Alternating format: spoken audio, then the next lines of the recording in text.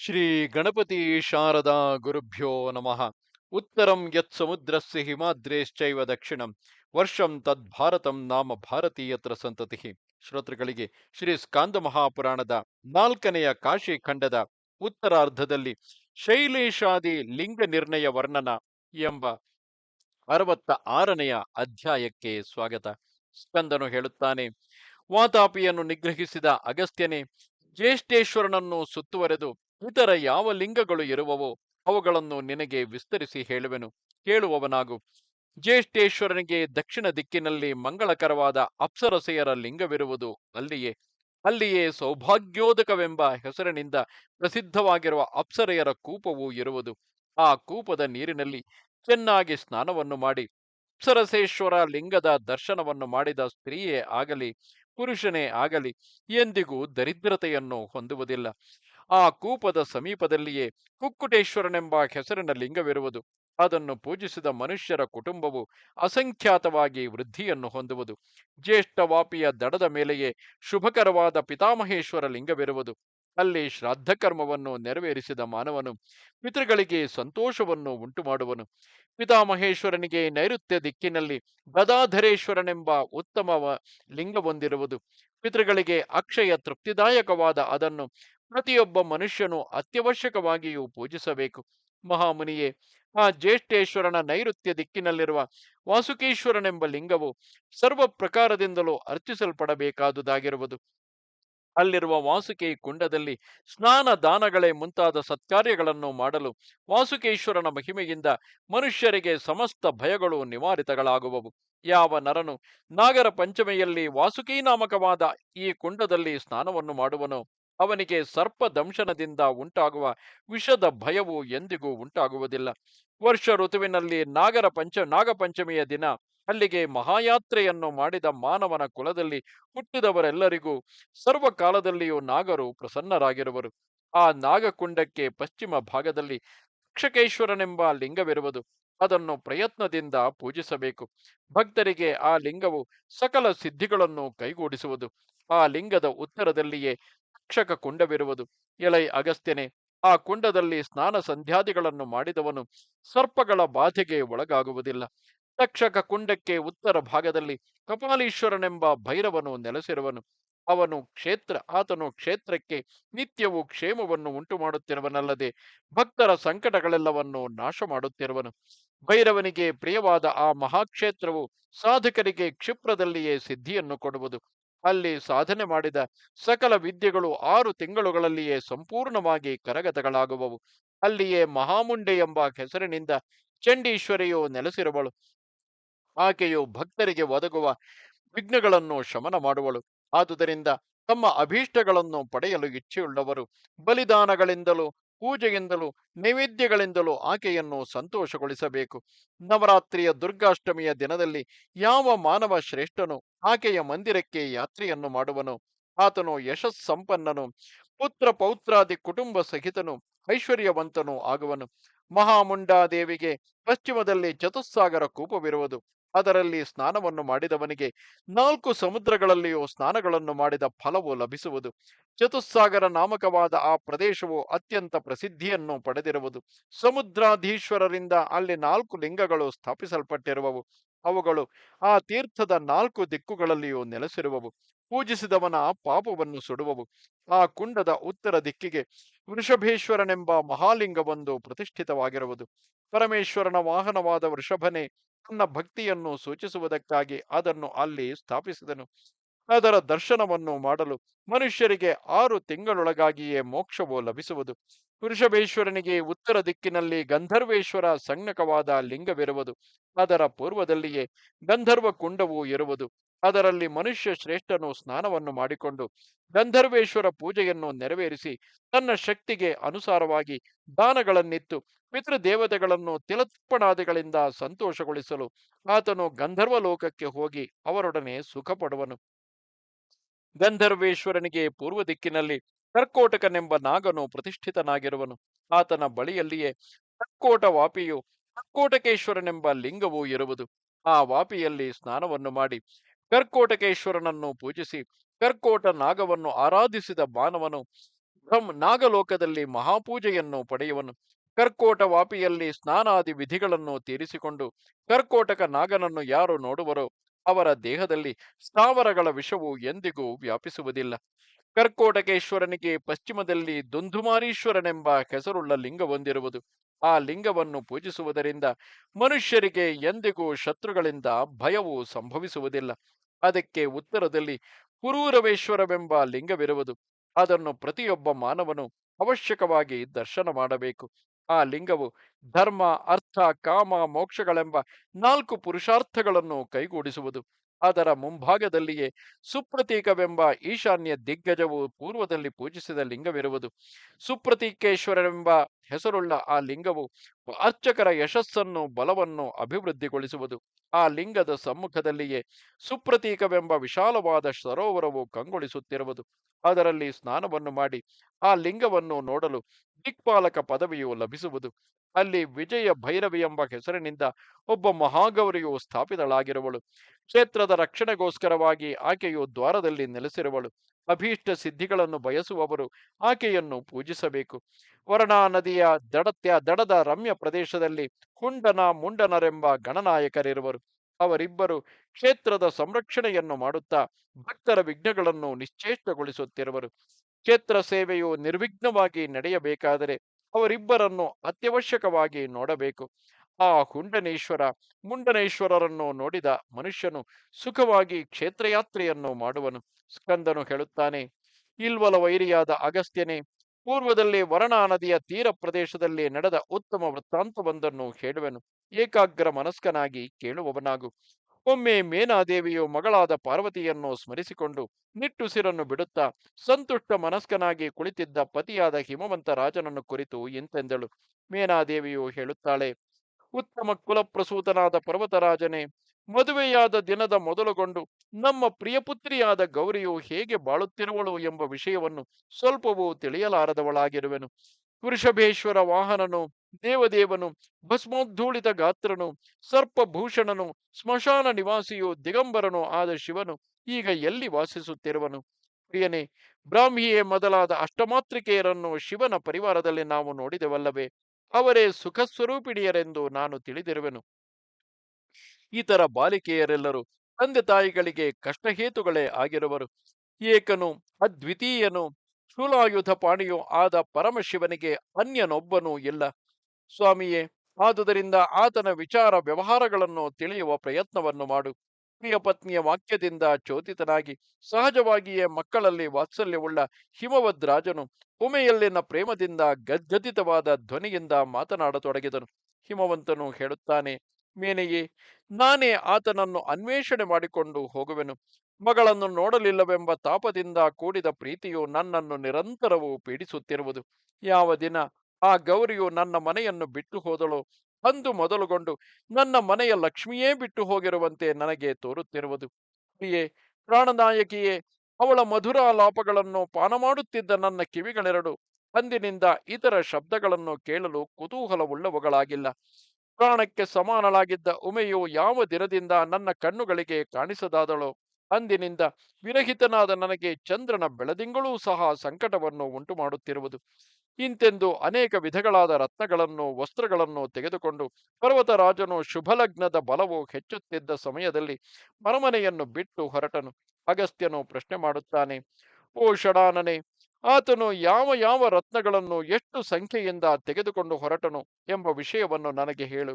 ಸ್ಕಂದನು ಹೇಳುತ್ತಾನೆ, 2 ಕೋಟಿ ಸಂಖ್ಯೆಯ ತುಲಗಳ ಪ್ರಮಾಣದ ಉತ್ತಮಗಳಾದ ಅಣಿಮುತ್ತುಗಳನ್ನು, ಸಮುದ್ರದಲ್ಲಿ ಉದ್ಭವಿಸಿ ಅತಿ ಸ್ವಚ್ಛಗಳಾದ ಹೀರ ವಜ್ರಗಳ 100 ತೊಲಗಳನ್ನು, 6 ಮುಖಗಳಿಂದ ಹೊಳೆಯುತ್ತಿರುವ ವಜ್ರಗಳ 9 ಲಕ್ಷ ತುಲಗಳಿಗೆ ಹೆಚ್ಚಿದ ಭಾರವನ್ನು, ಶುಭ್ರವಾದ ಕಾಂತಿಯುಳ್ಳ 2 ಲಕ್ಷ ತುಲಗಳ ವೈಢೂರ್ಯ ಮಣಿಗಳನ್ನು, 5 ಕೋಟಿ ತುಲಗಳ ಪದ್ಮರಾಗಗಳನ್ನು, 9 ಲಕ್ಷ ಸಂಖ್ಯೆಯ ತುಲಗಳಷ್ಟು ಪುಷ್ಪರಾಗಗಳನ್ನು, 1 ಲಕ್ಷ ತುಲಗಳ ಗೋಮೇಧಿಕ ರತ್ನಗಳನ್ನು, 50 ಲಕ್ಷ ತುಲಗಳ ಇಂದ್ರನೀಲ ಮಣಿಗಳನ್ನು, 10 ಲಕ್ಷ ತುಲಗಳ ಮರಕತಗಳನ್ನು, 9 ಕೋಟಿ ತುಲಗಳ ಪರಿಶುದ್ಧಗಳಾದ ಕೆಂಪುಗಳನ್ನು ತೆಗೆದುಕೊಂಡು ಸೇರಿಸಿಕೊಂಡು ಹೊರಟನು.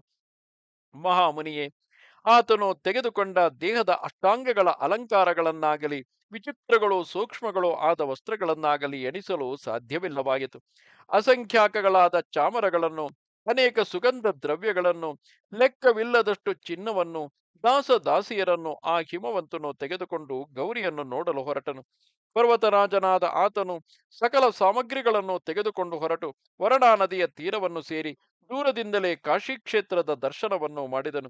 ಆ ನಗರಿಯಾದರೂ ಅನೇಕ ರತ್ನ ಸಮೂಹಗಳಿಂದ ಅಲಂಕೃತವಾದ ಭೂಮಿಯುಳ್ಳದ್ದಾಗಿ ಅಸಂಖ್ಯಾಕಗಳಾದ ಪ್ರಾಸಾದಗಳಲ್ಲಿ ಬೆಳಗುತ್ತಿರುವ ಮಾಣಿಕ್ಯಗಳ ಕಾಂತಿಯಿಂದ ಆಕಾಶವನ್ನು ಬೆಳಗುತ್ತಿದ್ದಿತು. ಉಪ್ಪರಿಗೆಗಳ ಮೇಲೆ ಅನೇಕ ವಿಧಗಳಾದ ಚಿನ್ನದ ಕಲಶಗಳು ದಿಕ್ಕುಗಳನ್ನು ಪ್ರಕಾಶಗೊಳಿಸುತ್ತಿದ್ದವು. ಜಯಂತಿ ವೈಜಯಂತಿಗಳೆಂಬ ಧ್ವಜ ಪತಾಕೆಗಳಿಂದ ಸ್ವರ್ಗಲೋಕವನ್ನೇ ಮುಟ್ಟುತ್ತಿರುವಂತೆ ಆ ಪಟ್ಟಣವು ಕಾಣುತ್ತಿದ್ದಿತು. ಅಣಿಮಾದಿ ಅಷ್ಟಸಿದ್ಧಿಗಳಿಗೂ ಆ ನಗರಿಯು ಕ್ರೀಡಾಭವನವೆನ್ನುವಂತೆ ಅದ್ಭುತವಾಗಿ ಸಮಸ್ತ ಫಲಗಳನ್ನು ಸರ್ವಕಾಲಗಳಲ್ಲಿಯೂ ಕೊಡುತ್ತಿರುವ ಉದ್ಯಾನವನಗಳಿಂದ ಕಲ್ಪ ವೃಕ್ಷಗಳ ವನವನ್ನು ಧಿಕ್ಕರಿಸುತ್ತಿದ್ದಿತು. ಇಂತಹ ಅಖಂಡ ವೈಭವದಿಂದೊಡಗೂಡಿದ ಕಾಶಿ ಕ್ಷೇತ್ರದ ಸರ್ವ ಸಮೃದ್ಧಿಯನ್ನು ನೋಡಿ ಆ ಹಿಮವಂತನು ಬಹಳವಾಗಿ ನಾಚಿಕೆಗೊಂಡು ತನ್ನಲ್ಲಿಯೇ ಇಂತೆಂದುಕೊಂಡನು. ಮಹಡಿಗಳಲ್ಲಿಯೂ ಬೀದಿಗಳಲ್ಲಿಯೂ ಪ್ರಾಂಗಣಗಳಲ್ಲಿಯೂ ಮನೆಗಳಲ್ಲಿಯೂ ಗೋಪುರಗಳಲ್ಲಿಯೂ ವಿಚಿತ್ರಗಳಾದ ಬಾಗಿಲು ವಾಡಗಳಲ್ಲಿಯೂ ಜಗುಲಿಗಳಲ್ಲಿಯೂ ಉಜ್ವಲಿಸುತ್ತಿರುವ ಮನೋಹರವಾದ ಕಾಂತಿಯನ್ನು ಬೀರುತ್ತಿರುವ ಮಣಿಗಳ ಮಾಣಿಕ್ಯಗಳ ಮುತ್ತು ರತ್ನಗಳ ಜ್ಯೋತಿರ್ಜಾಲಗಳಿಂದ ಈ ನಗರವೆಲ್ಲವೂ ತುಂಬಿದಂತೆ ತೋರುತ್ತಿರುವುದು. ಭೂಮ್ಯಾಕಾಶಗಳನ್ನು ಅಂತರಿಕ್ಷವನ್ನು ತುಂಬಿರುವ ಇಂತಹ ಅಷ್ಟೈಶ್ವರ್ಯಗಳ ಸಮೃದ್ಧಿಯು ಎಲ್ಲಿರುವಂತೆ ಕುಬೇರನ ಮನೆಯಲ್ಲಿಯೂ ಇರಲಾರದೆಂದು ತಿಳಿಯುತ್ತೇನೆ. ವೈಕುಂಠ ಲೋಕದಲ್ಲಿಯೂ ಇರಲಾರದು ಎಂದ ಮೇಲೆ ಬೇರೆಯವರ ಸ್ಥಾನಗಳನ್ನು ಕುರಿತು ಹೇಳಲೇಕೆ? ಇಂತೆಂದು ಗಿರಿರಾಜನು ಮನಸ್ಸಿನಲ್ಲಿಯೇ ಯೋಚನೆ ಮಾಡುತ್ತಿರಲು ಒಬ್ಬನೊಬ್ಬ ಕಾಷಾಯ ವಸ್ತ್ರಧಾರಿಯಾದ ಶೂದ್ರನು ಆತನ ದೃಷ್ಟಿಗೆ ಗೋಚರನಾದನು. ಆ ಪರ್ವತೇಶ್ವರನು ಆತನನ್ನು ಬಹುಮಾನ ಪುರಸ್ಸರವಾಗಿ ಬರಮಾಡಿಕೊಂಡು ಪ್ರಶ್ನೆ ಮಾಡತೊಡಗಿದನು. ಹಿಮವಂತನು ಹೇಳುತ್ತಾನೆ, ಎಲೈ ಕಾರ್ಪಟಿಕೋತ್ತಮನೆ, ಇಲ್ಲಿರುವ ಈ ಆಸನದಲ್ಲಿ ಕುಳಿತುಕೋ. ಪಾಂಥನೆ, ಈ ನಗರದ ವೃತ್ತಾಂತವನ್ನು ನನಗೆ ತಿಳಿಯ ಹೇಳು. ಇಲ್ಲಿ ಅಪೂರ್ವವಾದ ವಿಷಯವು ಯಾವುದಿರುವುದು? ಈ ನಗರಕ್ಕೆ ಈಗ ಅಧಿಪತಿಯಾಗಿರುವವನು ಯಾರು? ಆತನು ಹೇಗೆ ವ್ಯವಹರಿಸುತ್ತಿರುವನು? ಈ ವಿಷಯಗಳು ನಿನಗೆ ತಿಳಿದಿದ್ದರೆ ನನ್ನ ಸಮ್ಮುಖದಲ್ಲಿ ಎಲ್ಲವನ್ನೂ ವಿವರಿಸು. ಅಗಸ್ತ್ಯ ಮುನಿಯೇ, ಆ ಕಾರ್ಪಟಿಕನು ಗಿರಿರಾಜನಾಡಿದ ಮಾತುಗಳೆಲ್ಲವನ್ನು ಕೇಳಿ ಆ ನಗರ ವೃತ್ತಾಂತವನ್ನು ಹೇಳಲು ಉಪಕ್ರಮಿಸಿದನು. ಕಾರ್ಪಟಿಕನು ಹೇಳುತ್ತಾನೆ, ರಾಜೇಂದ್ರನೇ, ನೀನು ಕೇಳಿದ ಪ್ರಶ್ನೆಗಳಿಗೆಲ್ಲ ಸಮಂಜಸಗಳಾದ ಉತ್ತರಗಳನ್ನು ಹೇಳುವೆನು ಕೇಳು. ಈಗ 5-6 ದಿವಸಗಳ ಹಿಂದೆ ನಡೆದ ಒಂದು ಅದ್ಭುತವನ್ನು ವಿವರಿಸುವೆನು. ಹಿಂದೆ ಈ ನಗರವನ್ನು ಆಳುತ್ತಿದ್ದ ದಿವೋದಾಸ ಮಹಾರಾಜನು ಸ್ವರ್ಗಕ್ಕೆ ಹೊರಟು ಹೋಗಲು ಪರ್ವತರಾಜ ಪುತ್ರಿಯ ಸಮೇತನಾಗಿ ಲೋಕೇಶ್ವರನಾದ ಮಹೇಶ್ವರನು ಸರ್ವತೋ ರಮ್ಯವಾದ ಮಂದರಾಚಲದಿಂದ ಇಲ್ಲಿಗೆ ಬಂದನು. ಯಾವನು ಸಮಸ್ತ ಬ್ರಹ್ಮಾಂಡಕ್ಕೂ ಅಧಿಷ್ಠಾತ್ರವಾಗಿರುವನು, ಆ ಸರ್ವವ್ಯಾಪಿಯಾದ ಶರ್ವನೇ ಈ ನಗರಿಗೂ ಅಧಿದೇವತೆಯಾಗಿರುವನು. ಮಹಾರಾಜನೇ, ಸರ್ವಸಾಕ್ಷಿಯೂ ಸರ್ವ ಫಲದಾಯಕನೂ ಆಗಿರುವ ಆತನನ್ನು ನೀನು ಹೇಗೆ ತಿಳಿಯಲಾರದಿರುವೆ? ನೀನು ನಿಜವಾಗಿಯೂ ಪಾಷಾಣ ಸ್ವರೂಪನೆಂದೇ ತಿಳಿಯುವೆನು. ಅಥವಾ ಕಾಶಿಯಲ್ಲಿ ನೆಲೆಸಿರುವ ಉಮಾರಮಣನಾದ ವಿಶ್ವೇಶ್ವರನನ್ನು ತಿಳಿಯದಿರುವ ನೀನು ಕಲ್ಲಿಗಿಂತಲೂ ಕಠಿಣವಾದ ಹೃದಯವುಳ್ಳವನಾಗಿರುವೆ. ಸ್ವಭಾವದಿಂದ ಕಠಿಣ ಹೃದಯವುಳ್ಳವನಾದ ಪರ್ವತರಾಜನಾದ ಹಿಮವಂತನು ಸಹ ಬ್ರಹ್ಮಾಂಡಕ್ಕೆ ಒಡೆಯನಾದ ಈಶ್ವರನನ್ನು ವರನನ್ನಾಗಿ ಸ್ವೀಕರಿಸಿ ಪ್ರಾಣಗಳಿಗಿಂತಲೂ ಪ್ರಿಯತಮೆಯಾದ ಮಗಳನ್ನು ಕೊಟ್ಟು ಸಂತೋಷಗೊಳಿಸಲಿಲ್ಲವೇ? ಬ್ರಹ್ಮನಿಗೂ ಪೂಜ್ಯಳಾದ ತನ್ನ ಮಗಳನ್ನು ಒಪ್ಪಿಸಿ ಮಹೇಶ್ವರನನ್ನು ಪೂಜಿಸಿದುದರಿಂದಲೇ ಸಹಜವಾಗಿ ಕಠಿಣ ಸ್ವಭಾವದವನಾದ ಗೌರಿ ಪಿತನು ಲೋಕದಲ್ಲಿ ಮಾನ್ಯತೆಯನ್ನು ಪಡೆದಿರುವನು. ವೇದಾಂತ ವೇದ್ಯನು ಸರ್ವೇಶ್ವರನು ಆದ ಆತನ ಚೇಷ್ಟಿತಗಳನ್ನು ತಿಳಿಯಲು ಯಾವನು ತಾನೇ ಸಮರ್ಥನು? ಹಾಗಾದರೂ ಈ ಸಕಲ ಬ್ರಹ್ಮಾಂಡವು ಆತನ ಲೀಲೆಗೆಂದೇ ನಾನು ತಿಳಿದಿರುವೆನು. ಇಂತು ಈ ಕ್ಷೇತ್ರದ ಅಧಿಷ್ಠಾತ್ರವನ್ನು ಆತನ ಚೇಷ್ಟಿತವನ್ನು ನಿನಗೆ ವಿವರಿಸಿರುವೆನು. ಇನ್ನು ನೀನು ಇಲ್ಲಿ ನಡೆದಿರುವ ಅಪೂರ್ವ ವಿಚಾರವೇನೆಂದು ಮಾಡಿದ ಪ್ರಶ್ನೆಗೆ ಉತ್ತರವನ್ನು ಹೇಳುವೆನು ಕೇಳು. ಪರಮ ಪವಿತ್ರವಾದ ಜ್ಯೇಷ್ಠ ಸ್ಥಾನದಲ್ಲಿ ಮಹಾದೇವನು ಈಗ ಗಿರೀಂದ್ರ ತನುಜ ಎನಿಸಿದ ಗೌರಿಯೊಡಗೂಡಿದವನಾಗಿ ಕಾಶಿ ಕ್ಷೇತ್ರವನ್ನು ಸೇರಿ ಸಂತೋಷದಿಂದ ವಾಸ ಮಾಡುತ್ತಲಿರುವನು.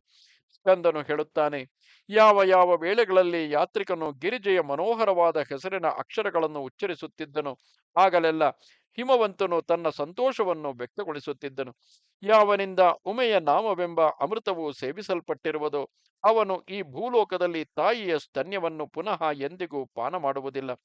ಬ್ರಾಹ್ಮಣೋತ್ತಮನೇ, ಉಮೆ ಎಂಬ 2 ಅಕ್ಷರಗಳಿಂದ ಕೂಡಿದ ಮಂತ್ರವನ್ನು ಯಾವನು ನಿರಂತರವೂ ಸ್ಮರಿಸುತ್ತಿರುವನೋ ಅವನು ಪಾತಕಗಳನ್ನು ಮಾಡಿದ್ದರೂ ಚಿತ್ರಗುಪ್ತನು ಅವನನ್ನು ಸ್ಮರಿಸುವುದಿಲ್ಲ. ಸಂತೋಷಗೊಂಡ ಹಿಮವಂತನು ಪುನಃ ಆ ಕಾರ್ಪಟಿಕನು ಹೇಳುವುದನ್ನೇ ಕೇಳಲು ಉಪಕ್ರಮಿಸಿದನು. ಕಾರ್ಪಟಿಕನು ಹೇಳುತ್ತಾನೆ, ಮಹಾರಾಜನೇ, ಪ್ರಾಣಿ ಮಾತ್ರಕ್ಕೂ ಮೋಕ್ಷವನ್ನು ಅನುಗ್ರಹಿಸುವ ವಿಶ್ವೇಶ್ವರನಿಗಾಗಿ ಪರಮ ಶೋಭನವಾದ ಯಾವ ಪ್ರಾಸಾದವು ವಿಶ್ವಕರ್ಮನಿಂದ ರಚಿಸಲ್ಪಟ್ಟಿರುವುದೋ ಅದು ಆ ಕ್ಷೇತ್ರದ ಮತ್ತೊಂದು ವಿಶೇಷವಾಗಿರುವುದು. ಅಂತಹುದು ಇರುವುದಾಗಿ ನಾನು ಇಂದಿನವರೆಗೆ ಕಿವಿಗಳಿಂದಲೂ ಕೇಳಲಿಲ್ಲ. ಆ ಪ್ರಾಸಾದದ ಗೋಡೆಗಳು ಮಣಿ ಮಾಣಿಕ್ಯ ರತ್ನಗಳಿಂದ ಖಚಿತಗಳಾಗಿ ಸೂರ್ಯನ ಕಿರಣಗಳನ್ನು ಧಿಕ್ಕರಿಸುತ್ತಿರುವ ಶಲಾಕೆಗಳಿಂದ ಸುತ್ತಲೂ ಅಲಂಕರಿಸಲ್ಪಟ್ಟಿರುವವು. ಮಂದಿರದಲ್ಲಿ ಪ್ರಕಾಶಮಾನಗಳಾದ 112 ಸ್ತಂಭಗಳಿರುವವು. ಬ್ರಹ್ಮಾಂಡದ ಒಂದೊಂದು ಲೋಕವನ್ನು ಎತ್ತಿ ಹಿಡಿದಿರಲು ಎಂಟೆಂಟು ಸ್ತಂಭಗಳ ಗುಂಪುಗಳನ್ನು ನಿರ್ಮಿಸಿದಂತೆ ತೋರುತ್ತಿರುವುದು. 14 ಲೋಕಗಳ ವೈಭವವನ್ನು ಸಂಪೂರ್ಣವಾಗಿ ಒಟ್ಟುಗೂಡಿಸಿ 100 ಕೋಟಿ ಗುಣಿತವನ್ನಾಗಿ ಮಾಡಿದುದಕ್ಕಿಂತಲೂ ಮಿಗಿಲಾಗಿ ಆ ವಿಮಾನ ಮಂಟಪವು ಶೋಭಿಸುತ್ತಿರುವುದು.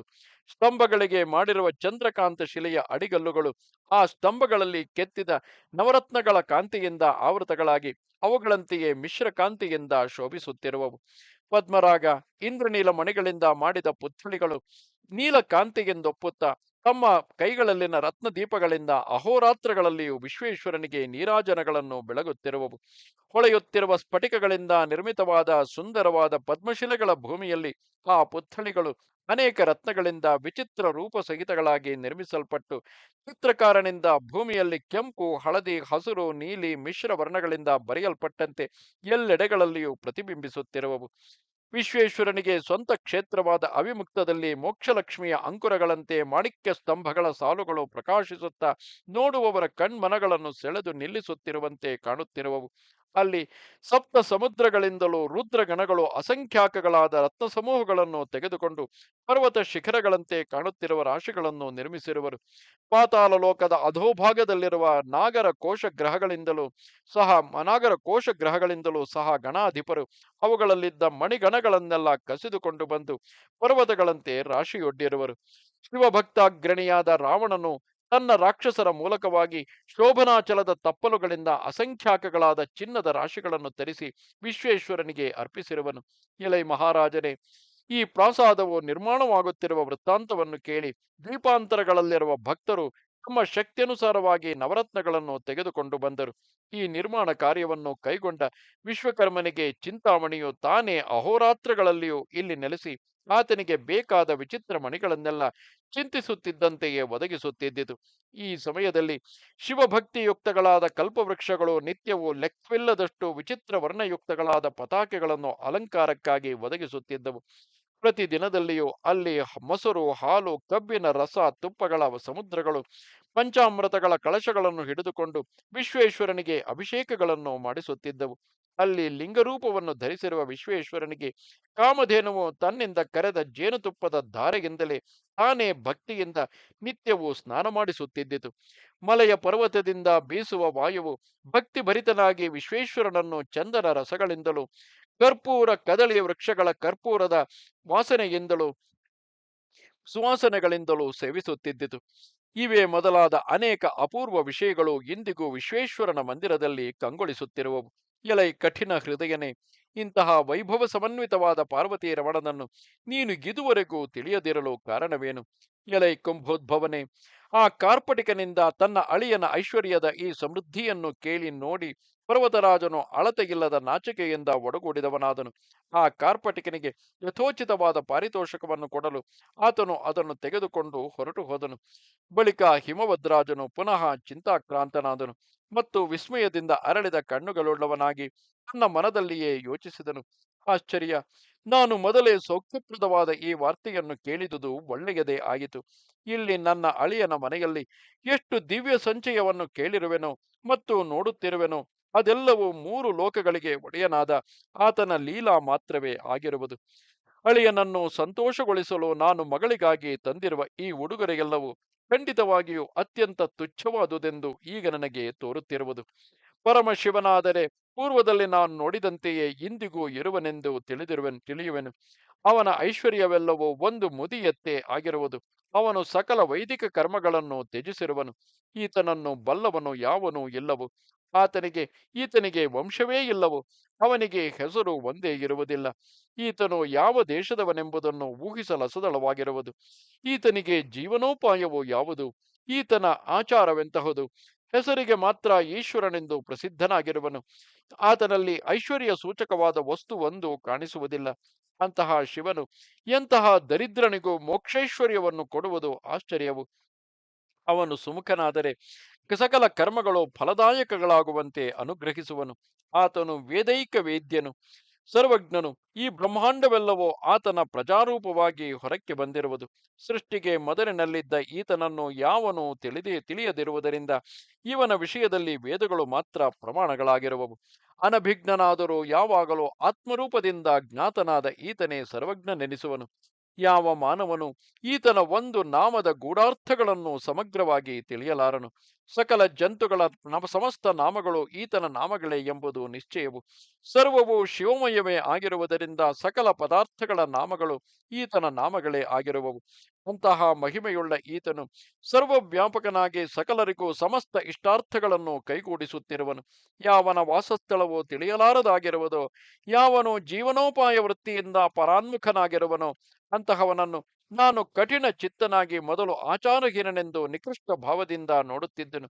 ಯಾವನಿಂದಲೇ ವೇದಶಾಸ್ತ್ರಗಳು ಸಹ ಆಚಾರ ವ್ಯವಹಾರಗಳನ್ನು ತಿಳಿಯುತ್ತಿರುವವು. ಅಂತಹ ಮಹಾಮಹಿಮನನ್ನು ಕೇವಲ ಹೆಸರಿಗೆ ಮಾತ್ರ ಈಶ್ವರನೆಂದು ತಿಳಿದು ಉದಾಸೀನನಾಗಿದ್ದೆನು. ಈತನೇ ನಿಜವಾಗಿಯೂ ಪ್ರತ್ಯಕ್ಷನಾದ ಈಶ್ವರನು. ಆದುದರಿಂದಲೇ ಇತರರಲ್ಲಿಯೂ ಐಶ್ವರ್ಯವನ್ನು ಅನುಗ್ರಹಿಸುತ್ತಿರುವನು. ಸಕಲ ಗುಣಗಳಿಗೂ ಆಧಾರನಾಗಿದ್ದರೂ ಗುಣಾತೀತನಾಗಿರುವನು. ಬ್ರಹ್ಮಾಂಡದಲ್ಲಿ ಕಾರ್ಯಕಾರಣ ಸ್ವರೂಪನಾಗಿ ವಿಹರಿಸುತ್ತಿರುವನು. ಇಲ್ಲಿಗೆ ಈತನು ಹೊಸಬನಾದರೂ ಸೃಷ್ಟಿಗಿಂತಲೂ ಪೂರ್ವದಲ್ಲಿದ್ದವನು. ಜಗತ್ಕಾರಣವಾದ ಅವ್ಯಕ್ತಕ್ಕೂ ಅತೀತವಾದ ಬ್ರಹ್ಮ ವಸ್ತುವು. ನಾನು ಪರ್ವತಗಳಿಗೆ ಮಾತ್ರ ಒಡೆಯನಾಗಿರುವೆನು. ಪಾರ್ವತಿ ಪತಿಯಾದರೂ ಸಕಲ ಬ್ರಹ್ಮಾಂಡಕ್ಕೂ ಅಧಿಪತಿಯಾಗಿರುವನು. ನನ್ನ ಐಶ್ವರ್ಯಕ್ಕೆ ಪರಿಮಿತಿಯುಂಟು. ಆತನ ಸಂಪತ್ತಿಗಾದರೂ ಮಿತಿಯೇ ಇಲ್ಲದಾಗಿರುವುದು. ಅವನಿಗೆ ದಾಸರಾದವರಲ್ಲಿ ನಾನು ಕೇವಲ ನೀಚನಾಗಿರುವೆನು. ಆದುದರಿಂದ ಈಗ ಆತನ ದರ್ಶನವನ್ನು ಮಾಡುವುದು ನನಗೆ ಸರಿಯಲ್ಲ. ಈಗ ಹಿಂದಕ್ಕೆ ಹೋಗಿ ಬೇರೊಂದು ಸಲ ಇಲ್ಲಿಗೆ ಬಂದು ಈತನನ್ನು ಸಂದರ್ಶಿಸುವೆನು ಇಂತೆಂದು ಮನಸ್ಸಿನಲ್ಲಿಯೇ ನಿಶ್ಚಯವನ್ನು ಮಾಡಿಕೊಂಡು ಆ ಪರ್ವತರಾಜನು ಸಾಯಂಕಾಲದಲ್ಲಿ ಪರ್ವತ ನಿವಾಸಿಗಳು ಮಹಾಬಲಶಾಲಿಗಳು ಆದ ತನ್ನ ಅನುಚರರನ್ನೆಲ್ಲ ಕರೆದು ಅವರಿಗೆ ಹೀಗೆ ಹೇಳಿದನು. ಅಯ್ಯ, ನೀವುಗಳೆಲ್ಲರೂ ಅತ್ಯಂತ ಬಲಸಂಪನ್ನರಾಗಿರುವಿರಿ. ಇಂದು ನನ್ನ ಒಂದು ಅಪ್ಪಣೆಯನ್ನು ಪಾಲಿಸಿರಿ. ಸೂರ್ಯನು ಉದಯಿಸುವುದರೊಳಗಾಗಿಯೇ ಉತ್ತಮವಾದ ಒಂದು ಶಿವಾಲಯವನ್ನು ಶೀಘ್ರವಾಗಿ ಇಲ್ಲಿ ನಿರ್ಮಾಣ ಮಾಡಿರಿ. ಅದನ್ನು ಮಾಡುವುದರಿಂದ ನಾವು ಈ ಲೋಕದಲ್ಲಿಯೂ ಪರಲೋಕದಲ್ಲಿಯೂ ಕೃತಕೃತ್ಯರಾಗುವೆವು. ಯಾವನು ಈ ಕಾಶಿ ಕ್ಷೇತ್ರಕ್ಕೆ ಬಂದು ಒಂದಾದರೂ ಶಿವಾಲಯವನ್ನು ರಚಿಸುವನೋ ಅವನು 3 ಲೋಕಗಳಿಗೂ ಆಶ್ರಯವನ್ನು ಮಾಡಿಸಿಕೊಟ್ಟಂತಾಗುವುದಿಲ್ಲವೇ? ಅವನು ಪರ್ವಕಾಲದಲ್ಲಿ ಉತ್ತಮ ಪಾತ್ರನಿಗೆ ತೀರ್ಥಕ್ಷೇತ್ರದಲ್ಲಿ ಶ್ರದ್ಧಾನ್ವಿತನಾಗಿ ಮಹಾದಾನಗಳನ್ನೆಲ್ಲ ವಿಧಿಪೂರ್ವಕವಾಗಿ ಮಾಡಿದ ಪುಣ್ಯವನ್ನು ಪಡೆಯುವನು.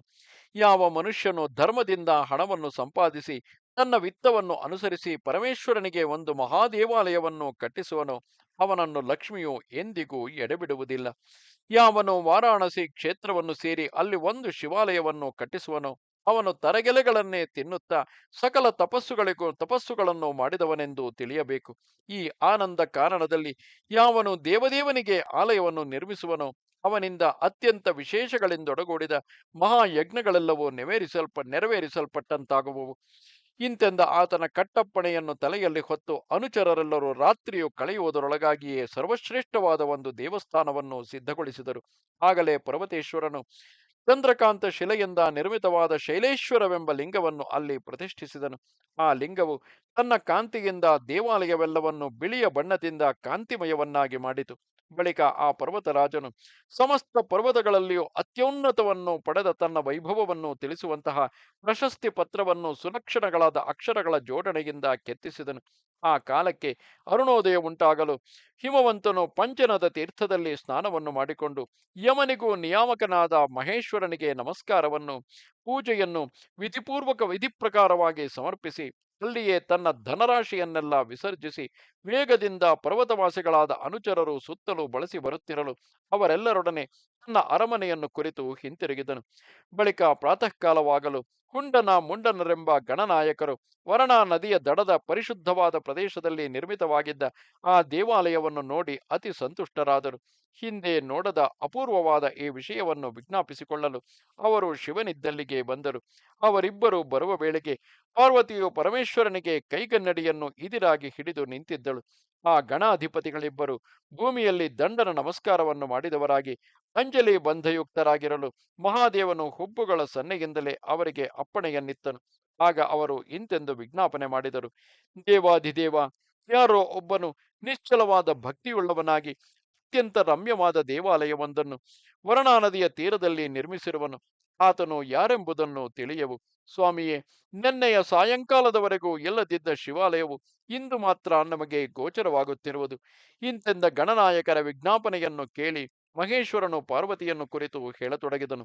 ಸರ್ವಜ್ಞನಾದುದರಿಂದ ಸಮಸ್ತ ವೃತ್ತಾಂತವನ್ನು ತಿಳಿದವನಾದರೂ ಏನೂ ತಿಳಿಯದವನಂತೆಯೇ ನಟಿಸುತ್ತಾ, ಕೆಲವು ಪರ್ವತರಾಜ ಪುತ್ರಿಯೇ, ಆ ದೇವಾಗಾರವನ್ನು ನೋಡಲು ಹೊರಡೋಣ ಎಂದು ಹೇಳಿದನು.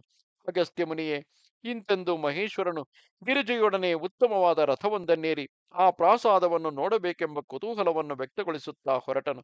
ಆಗ ವರಣಾ ನದಿಯ ದಡದಲ್ಲಿ ಒಂದು ರಾತ್ರಿಯೊಳಗಾಗಿ ನಿರ್ಮಿತವಾಗಿ ಅತ್ಯಂತ ಮನೋಹರವಾದ ಕಟ್ಟಡವಾಗಿ ಶೋಭಿಸುತ್ತಿರುವ ಆ ದೇವಾಲಯವನ್ನು ಆ ಪರಮಶಿವನು ನೋಡುವವನಾದನು. ಬಳಿಕ ತನ್ನ ರಥದಿಂದ ಇಳಿದು ಗರ್ಭಗೃಹವನ್ನು ಪ್ರವೇಶ ಮಾಡಿದ ಕ್ಷಣದಲ್ಲಿಯೇ ಚಂದ್ರಕಾಂತ ಶಿಲೆಯಿಂದ ಮಾಡಲ್ಪಟ್ಟಿದ್ದ ಸರ್ವೋತ್ತಮವಾದ ಲಿಂಗವನ್ನು ಕಂಡನು.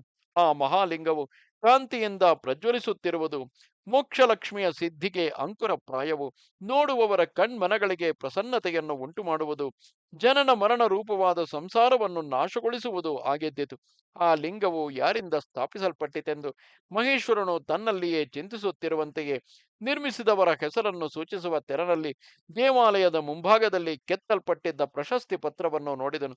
ಮೊದಲು ತಾನು ಮನಸ್ಸಿನಲ್ಲಿಯೇ ಓದಿಕೊಂಡವನಂತೆ ನಟಿಸುತ್ತಾ ಆ ಮನ್ಮಥ ವೈರಿಯು ದೇವಿಯನ್ನು ಕುರಿತು, ದಿಟವಾಗಿಯೂ ಇದು ನಿನ್ನ ತಂದೆಯಿಂದ ನಿರ್ಮಿತವಾದುದು, ಇದನ್ನು ನೋಡು ಎಂಬುದಾಗಿ ಹೇಳಿದನು. ಅದನ್ನು ಕೇಳಿ ಗೌರಿ ದೇವಿಯು ಆನಂದದಿಂದೆದ್ದ ಮೈನವಿರಿನ ಭಾಗ್ಯವುಳ್ಳವಳಾಗಿ ಅಂಗಾಂಗಗಳಲ್ಲಿಯೂ ಕದಂಬ ಪುಷ್ಪಗಳ ಕೆಂಪು ಛಾಯೆಯನ್ನು ತಾಳಿದವಳಾದಳು. ಆಗ ದೇವಿಯು ನಾಥನ ಪಾದಗಳಿಗೆ ನಮಸ್ಕಾರವನ್ನು ಮಾಡಿ ಆತನನ್ನು ಕುರಿತು, ಪ್ರಿಯನೇ, ಇನ್ನು ಮೇಲೆ ಈ ಉತ್ತಮ ಲಿಂಗದಲ್ಲಿ ನೀನು ಅಹೋರಾತ್ರಗಳಲ್ಲಿಯೂ ನೆಲೆಸಿರಬೇಕು ಎಂದು ಭಿನ್ನವಿಸಿಕೊಂಡಳು. ಶೈಲೇಶ್ವರ ನಾಮಕವಾದ ಈ ಮಾಹೇಶ್ವರ ಲಿಂಗಕ್ಕೆ ಯಾರು ಭಕ್ತರಾಗಿರುವರೋ ಅವರಿಗೆ ಇಹದಲ್ಲಿಯೂ ಪರದಲ್ಲಿಯೂ ಅಪರಿಮಿತಗಳಾದ ಭೋಗಗಳನ್ನು ಕರುಣಿಸುತ್ತಿರು. ಹಾಗೆಯೇ ಆಗಲೆಂದು ಮಹೇಶ್ವರನು ಅಂಗೀಕರಿಸಿದನು. ಆತನು ಪುನಃ ಪಾರ್ವತಿಯನ್ನು ಕುರಿತು ಹೇಳತೊಡಗಿದನು. ವರಣಾ ನದಿಯಲ್ಲಿ ಸ್ನಾನವನ್ನು ಮಾಡಿಕೊಂಡು ಶೈಲೇಶ್ವರನ ಪೂಜೆಯನ್ನು ನೆರವೇರಿಸಿ ಸಂತೋಷದಿಂದ ನನ್ನ ಸನ್ನಿಧಿಯಲ್ಲಿ ಪಿತೃಗಳಿಗೆ ತರ್ಪಣಾದಿಗಳನ್ನಿತ್ತು ಯಾರು ತಮ್ಮ ತಮ್ಮ ಶಕ್ತಿಗೆ ಅನುಸಾರವಾಗಿ ದಾನಗಳನ್ನು ಕೊಡುವರೋ ಅವರಿಗೆ ಭೂಲೋಕದಲ್ಲಿ ಪುನಃ ಸಂಸಾರ ದಶೆಯಲ್ಲಿ ಜನಿಸುವುದು ಇರುವುದಿಲ್ಲ. ಓ ಸರ್ವಮಂಗಳಿಗೆ, ನಾನು ಶೈಲೇಶ್ವರ ನಾಮಕವಾದ ಈ ಮಹಾಲಿಂಗದಲ್ಲಿ ನಿತ್ಯವೂ ನೆಲೆಸಿರುವವನಾಗಿ ಇದನ್ನು ಪೂಜಿಸುತ್ತಿರುವ ಜನರಿಗೆಲ್ಲ ಪುನರಾವೃತ್ತಿರಹಿತವಾದ ಮೋಕ್ಷ ಪದವಿಯನ್ನು ಕೊಡುವೆನು. ವರಣಾ ನದಿಯ ತೀರದಲ್ಲಿರುವ ಶೈಲೇಶ್ವರನನ್ನು ಯಾರು ನೋಡುವರೋ, ಯಾರು ಈ ಕಾಶಿ ಕ್ಷೇತ್ರದಲ್ಲಿ ವಾಸ ಮಾಡುತ್ತಿರುವರೋ ಅವರಿಗೆ ಎಂದೆಂದಿಗೂ ದುಃಖವು ಉಂಟಾಗಲಾರದು. ಘಟ ಜನ್ಮನಾದ ಅಗಸ್ತ್ಯನೇ, ಪಾರ್ವತಿಯೂ ಸಹ ಆ ಲಿಂಗದ ವಿಷಯವಾಗಿ ಒಂದು ವರವನ್ನಿತ್ತು. ಯಾರು ಶೈಲೇಶ್ವರನಿಗೆ ಭಕ್ತರಾಗಿರುವರೋ ಅವರು ನನಗೆ ಪುತ್ರ ಸಮಾನರು ಎಂಬುದರಲ್ಲಿ ಸಂದೇಹವಿಲ್ಲ ಎಂದು ಹೇಳಿದಳು. ಸ್ಕಂದನು ಹೇಳುತ್ತಾನೆ: ಮಹಾಮುನಿಯೇ, ಇಂತು ನಿನಗೆ ಶೈಲೇಶ್ವರ ಮಹಾಲಿಂಗದ ವಿಷಯವನ್ನು ತಿಳಿಸಿರುವೆನು. ಇನ್ನು ರತ್ನೇಶ್ವರನು ಉದ್ಭವಿಸಿದ ಪ್ರಕಾರವನ್ನು ವಿಸ್ತರಿಸುವೆನು. ಶೈಲೇಶ್ವರನ ಮಹಾತ್ಮ್ಯವನ್ನು ಅತ್ಯಂತ ಶ್ರದ್ಧೆಯಿಂದ ಕೇಳಿದ ಮಾನವನು ಪಾಪರಾಶಿ ಎಂಬ ಕವಚವನ್ನು ಕಿತ್ತು ಬಿಸುಟು ಶಿವಲೋಕವನ್ನು ಸೇರಿ ಸುಖಿಸುವನು. ಇಲ್ಲಿಗೆ 81,000 ಶ್ಲೋಕಗಳ ಸಂಹಿತೆಯೆಂದು ಪ್ರಸಿದ್ಧವಾದ ಶ್ರೀ ಸ್ಕಾಂದ ಮಹಾಪುರಾಣದ 4ನೆಯ ಕಾಶಿ ಖಂಡದ ಉತ್ತರಾರ್ಧದಲ್ಲಿ ಶೈಲೇಶಾದಿ ಲಿಂಗ ನಿರ್ಣಯ ವರ್ಣನವೆಂಬ 65ನೆಯ ಅಧ್ಯಾಯವು ಮುಗಿದುದು. ನಮಸ್ತೆ ಶಾರದೆ ದೇವಿ, ಕಾಶ್ಮೀರ ಪುರವಾಸಿನಿ, ತ್ವಾಮಹಂ ಪ್ರಾರ್ಥಿಗೆ ನಿತ್ಯಂ, ವಿದ್ಯಾದಾನಂಚ ದೇಹಿಮೆ. ನಮಸ್ಕಾರ.